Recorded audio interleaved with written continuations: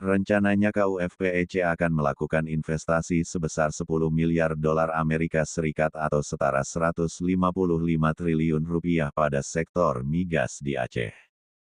Nantinya investasi tersebut difokuskan pada eksplorasi dan pengembangan sumber daya alam.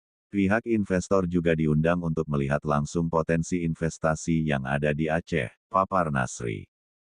Duta Besar Indonesia untuk Kuwait, Lena Mariana mengapresiasi pertemuan tersebut dan menyebutkan ini adalah hal positif bagi peningkatan investasi di Indonesia.